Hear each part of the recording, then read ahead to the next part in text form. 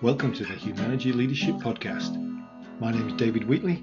We're here to talk leadership in small, bite-sized and practical chunks. Enjoy.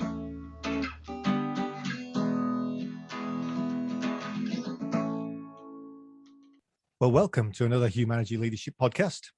And I've got a different story again for you this week. And this is featured in Humanity's blog in July of 2019. And it's been a story I've been telling people for a long time. It's going to be a bit different, so you might enjoy it, you might not. It's a fun one. You can actually listen to this with your kids if you like. I'll try to put on my best bedtime story voice so you can appreciate it, value that. This is a story that comes out of a lot of work that I've done with folks as they've taken on new roles or they've become a new employee in an organization. And it's called MOO, Leadership in a Literal Field. So Daisy is a cow. She just got a new field. Daisy's excited and a little anxious about the new field. On the first day, Daisy's anxiety caused her to stick pretty much to the middle of the field. Emily, the farmer, left her alone to find her own way. A few days later, Daisy realized that the grass immediately around her was eaten away, and the ground was getting muddy. This increased her anxiety, and she started to worry that she was being a good cow or not. She wondered how big the field was, but was afraid to move for fear of making a mistake or upsetting the farmer. Farmer Emily had been looking over at Daisy's field and noticed the ground was getting muddy around her. Emily wondered why Daisy wasn't moving from the same spot. People told her that Daisy was a good cow, so Emily decided to leave her alone to figure it out, and Emily went back to the hayfield. At the end of the first week, Daisy had run out of grass in the middle of the field and was starting to look thin and gaunt. Farmer Emily was starting to get frustrated that Daisy wasn't moving and therefore not eating. Emily thought about saying something, but then got busy fixing the tractor. Daisy started to cry. She didn't know what to do. She was hungry, scared, and standing in a big muddy puddle. As Daisy was crying, a large bird soared over her head. Daisy noticed a shadow and then saw the bird land just in front of her. "Are you okay?" asked the bird. "I will be, I'm sure," sniffled Daisy. "Why are you not moving from that one spot?" the bird wondered. "I don't know how big the field is and I'm too scared to move," Daisy whimpered. "Have you asked the farmer?" inquired the bird. Daisy thought about this. A little bit later, in a neighboring field, the bird was in a neighboring field and happened to see Farmer Emily. The bird hopped over and said, "Excuse me, are you the farmer who runs the field over there?" "Yes," said Emily. "The one with the cow that won't move?"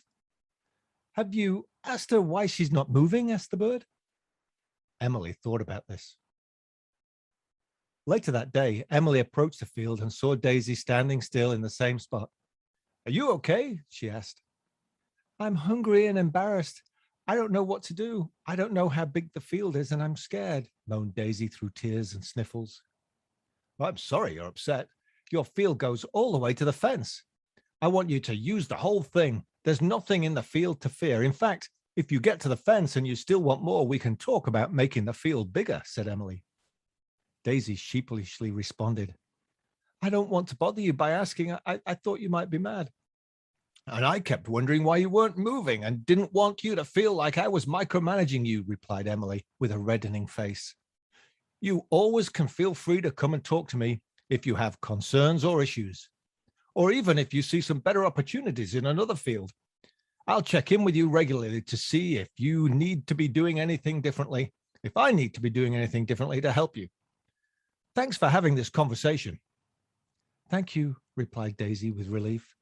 "Please let me know if I'm getting too close to the fence or doing anything you don't like." "I will," said Emily. "I promise to let you know if you're about to cross the line. But you need to keep pushing the boundaries of the fence. I want you to have a bigger field, the biggest field you can cope with." A shadow crossed the ground and a bird smiled. That's my Daisy story. And if you read the blog, I'm hoping that you can work your own morals from that, but we gave you a few teasers anyway. And the reason I came up with that story is that as a new leader or having new people, I encourage you to have multiple open conversations about what the boundaries and expectations are and opportunities are for those new people. Too many times I hear people being thrown in and left to deal with it, and they end up standing in a muddy puddle unless you get lucky and somebody steps out there. It's the leaders and the direct reports' responsibility to keep those communication lines open and build a conduit of communication. And we also need to pay attention to other perspectives like the birds and take their feedback too. I hope you enjoyed Daisy and our story Moo, and let me know what you think. I appreciate any comments or send me a note. Thank you. That was the Humanity Leadership Podcast. My name's David Wheatley. For further information about Humanity, go to humanity.com or check out our latest book, What Great Teams Do Great, from all good bookstores. Have a good one. Stay healthy.